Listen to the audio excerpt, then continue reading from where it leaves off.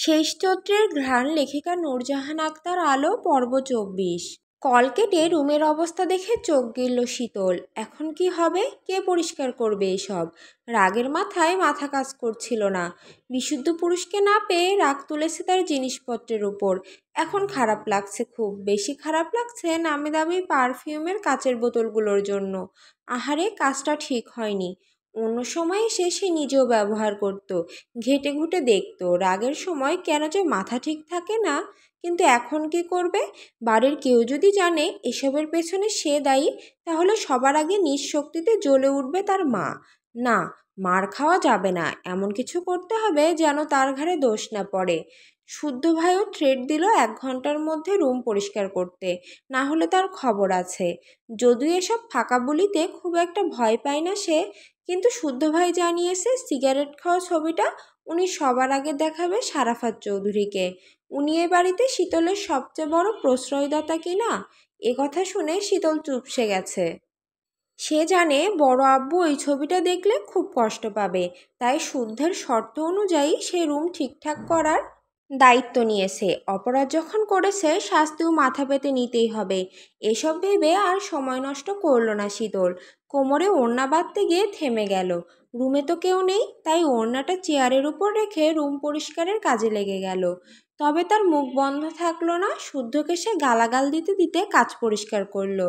শুদ্ধ তার করা কাহিনী দেখে ল্যাপটপ থেকে দৃষ্টি সরিয়ে উঠে রুমের বাইরে গেল। প্রচণ্ড ক্ষুধা লাগায় গেল খাবার খেতে। অর্ক, কামরান, হাসান, স্যান্ডিও এসে বসেছে কেবল।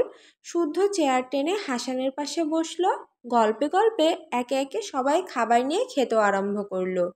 কি একটা ব্যাপারে অর্ককে পচিয়ে বাকিরা সবাই হাসছে। শুদ্ধ খেয়াল করলো হাসান থমথমে মুখে বসে আছে। মুখে বিষণ্ণতার ছাপ স্পষ্ট। খাওয়াতে আগ্রহ নেই, খাবার নাড়াচাড়া করছে শুধু। তাছাড়া এসে অবধি খেয়াল করলে হাসান কেমন থমথমে মুখে আছে, কথা বলছে খুব কম, হাসতে যেন জোরপূর্বক। কোনো সমস্যায় না বলে এমনটা করার কথা না। এতক্ষণ কিছু না বললেও সে এবার সরাসরি হাসানের উদ্দেশ্যে প্রশ্ন ছুড়ল, কি হয়েছে তোর, কোনো সমস্যা? হাসান ঘাড় ঘুরিয়ে শুদ্ধর দিকে তাকালো, শুনলো। এরপর জবাব দেওয়ার আগে কামরান বলল, সমস্যা মানে বিরাট সমস্যায় পড়ছে বেড়াই। কি সমস্যা সেটাই জানতে চাচ্ছি। প্রথম সমস্যা, ওর বউ ওরে কাছে ঘেঁষতে দেয় না। দ্বিতীয় সমস্যা, ওর বউ মুক্তি চাই। শুদ্ধ ভ্রুকুঁচকে হাসানকে বলল, মুক্তি বলতে? তালাক? কেন? আমাকে নাকি পছন্দ না? পছন্দ না তো কবুল বলেছিল কেন? সেটাই তো কথা। এখন সে আমাকে সহ্য করতে পারে না। কাছে গেলে চিৎকার চেঁচামেচি করে। বাসায় বাবা মা ছোট ভাই বোন আছে, কিছু বলতেও পারি না। আবার তার ইগনোর করার ব্যাপারটাও সইতেও পারি না। কাছে গেলেই চেঁচিয়ে বাড়ি শুধু সবাইকে জানায়। লুচ্চা লম্পট কিছু বলতে বাদ রাখে না। বারবার একই ঘটনা ঘটায়, লজ্জায় আমি কাছে যাই না। এখন তার একই কথা, মুক্তি চাই। দিয়ে দে। আমি তো মুক্তি দেওয়ার জন্য কবুল বলিনি ভাই। স্বল্প পরিচিত হলেও কিভাবে যেন ভালোবেসে ফেলেছি। ওকে ছাড়তে পারবো না আমি। আর ছাড়লে হয়তো আমি বাঁচব না। এ কথা শুনে অর্ক একটা গালি দিয়ে চোখ মুখ খিচিয়ে বলল, তাহলে বইয়ের ঝাল সহ্য কর শালা। বিয়ে করেছো প্রায় ৩.৫ মাস, অথচ বাসর সারতে পারোনি। এই আবার নিজেকে পুরুষ দাবি করো? এবার শুদ্ধ মুখ খুলল, ফিসেল হাসলো। তারপর হাসানকে দারুণ একটা বুদ্ধি দিল। বুদ্ধিটা বোধহয় হাসানের পছন্দও হলো। সে সম্মতিসূচক মাথা নাড়িয়ে মৃদু হাসল। শুদ্ধের খাওয়া ততক্ষণে শেষ। সে চেয়ার ছেড়ে বেসিনে হাত ধুতে গেলে কামরান চেঁচিয়ে বলল, এই শালা, কি বুদ্ধি দিলি ওকে? হাসান, ভুলেও এ কাজ করিস না ভাই। তোর আধডোবা সংসার পুরোপুরি ডুববে। সঙ্গে বউটাকেও মারবি তুই। কামরানের কথা শুনে সবাই হো হো করে হেসে উঠল। এই গর্ধব কথার মানেই বোঝেনি। সবাই হাসতে দেখে রেগে গেল কামরান। সে প্রতিবাদী সুরে কিছু বলার আগেই শুদ্ধ পুনরায় বলল, বউকে মারা প্রতিটি স্বামীর স্বামীগত অধিকার। সে সূত্রে ওর বউকেও মারবে, তাতে তোর বউয়ের কি? কথা বলতে পারলি শুদ্ধ? এটা তোর থেকে আশা করিনি। না করলে নাই, তবে স্বামী বউকে না মারলে কাকে মারবে? মারবে কেন? সময় দেওয়া যায় না? কিসের সময়? বউকে সাজিয়ে রাখার জিনিস যে সাজিয়ে রাখবে? স্বামীর দেওয়া হাজার হাজার টাকার গিফট নিতে পারবে, হি হি করতে করতে তার দেওয়া শাড়ি গয়না গায়ে জড়াতে পারবে, অথচ স্বামী কাছে গেলে হাজারটা বাহানা, মামার বাড়ির আবদার। শুদ্ধ থামতে কামরান ফুঁসে উঠল। সে পুনরায় কিছু বলার আগে অর্ক তার বাহুতে ঘুষি মেরে বলল, শালা বেরসিক, এই মারা সেই মারা না, আদরের সাগরে ডুবে মারার কথা বলছে শুদ্ধ। শালা ছাগল ছাগলই থেকে গেলি। ও হরে, আগে বলবি না? কামরানের কথায় শুদ্ধ আপাতত কথা বাড়ালো না, শুধু হাসানের দিকে একবার তাকিয়ে যেতে যেতে, কিছু কিছু ক্ষেত্রে দুজনের মুডের অপেক্ষা করার প্রয়োজন পড়ে না। বইয়ের কাছে এমন মুডে যাওয়া উচিত যাতে একজনের উন্মাদনায় আরেকজন উন্মাদ হতে বাধ্য হয়। এ কথা বলে শুদ্ধ চুলে ব্যাকব্রাশ করতে করতে স্থান ত্যাগ করলো।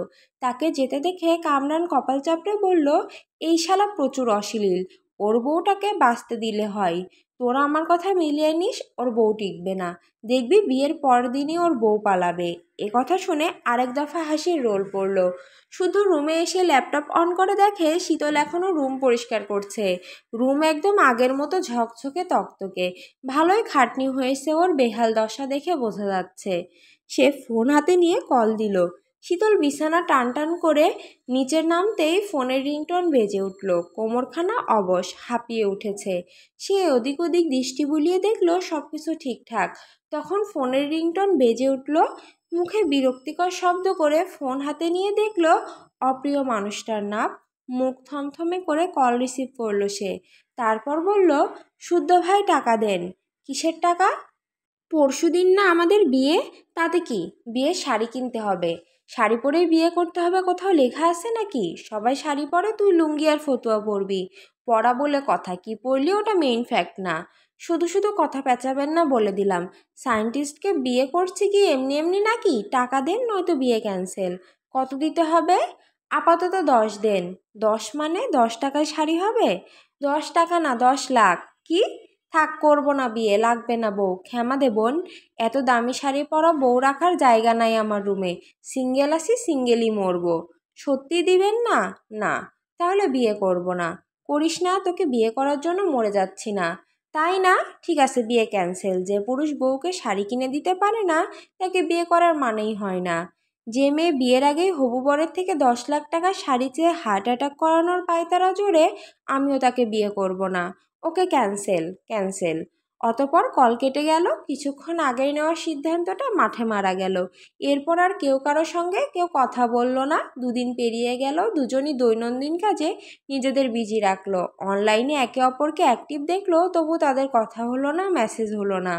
শুদ্ধর দেশে ফেরার দিন শুদ্ধ ল্যাবে কাজ করার এক ফাঁকে শীতলকে মেসেজ করলো, এই মুহূর্তে এয়ারপোর্টে আসি, রেডি থাক, আসছি।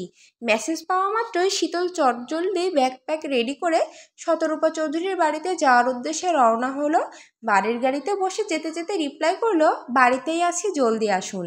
সকল ব্যস্ততা সামলে কেবল ফ্রি হয়েছে শাহাদাত চৌধুরী। পরনে এখনও সেনাবাহিনীর পোশাক, নেম প্লেটে জলজল করছে ওনার নিকনেম। পোশাকের সঙ্গে মিলিয়ে মাথায় ক্যাপ। অন্যান্য সময় মুখভঙ্গি কঠোরতা বজায় থাকলেও এখন ঠোঁটে এঁটে আছে মুচকি হাসি। কারণ উনি ফোনে কথা বলছে 2 মেয়ে ও সহধর্মিণীর সঙ্গে। একে একে নিজের বাড়ির সব সদস্যের খোঁজ। স্বর্ণশীতলের বাবার সাথে কথা বলে চলে গেল। তারা এখন বড় হয়েছে, অনেক কিছু বুঝতে শিখেছে। বাবা মার পার্সোনাল কথা থাকতে পারে ভেবে একটু স্পেস দিল আর কি। মেয়েরা চলে যাওয়া মাত্রই শাহাদাত চৌধুরী সিমিনকে অপলক দেখে বললেন, রাতে ঘুম হচ্ছে নাকি ঠিকঠাক? হচ্ছে তো। তুমি বরাবরই মিথ্যে বলায় কাঁচা সিমিন, কি হয়েছে বলো আমায়। মেয়ে দুটোকে নিয়ে খুব চিন্তা হয়। ছোটটা একটাও কথা শোনে না। এত বড় বিপদ থেকে বেঁচে ফিরল, অথচ মনে ভয় ডর কিচ্ছু নেই। আগে যেমন সারা বাড়ি নেচে কুটে বেড়াতো, এখনও তাই। মেয়ে বড় হচ্ছে, কিছু বলতে তো পারো। ছোট মানুষ, কি বলবো, ঠিক হয়ে যাবে। একথা শুনে সিমিন মুখ ঘুরিয়ে অন্যদিকে তাকালেন। অশ্রু লুকানোর বৃথা চেষ্টা আর কি। শাহাদাত চৌধুরী বুঝলেন অন্য কিছু ঘটেছে, নয়তো সামান্য ব্যাপারে কান্নাকাটি করার মতো মেয়ে সিমিন নয়। উনি এবার হেসে বললেন, এখন কি গোলাপ নিয়ে মন ভালো করতে আসবো? স্বামীর কথা শুনে সিমিন উঠে দরজা আটকে দিলেন। এরপর ডুকরে কেঁদে ফেললেন। শাহাদাত চৌধুরী ওনাকে সময় দিলেন, কারণ উনি খুব ভালো করেই জানেন একটু পরে সিমিনই মুখ খুলবে। সত্যি সত্যি সেটা হলো। সিমিন আঁচলে চোখ মুছে কণ্ঠস্বর নিচু করে বললেন, শুদ্ধ আর শীতলের মধ্যে কিছু একটা চলছে।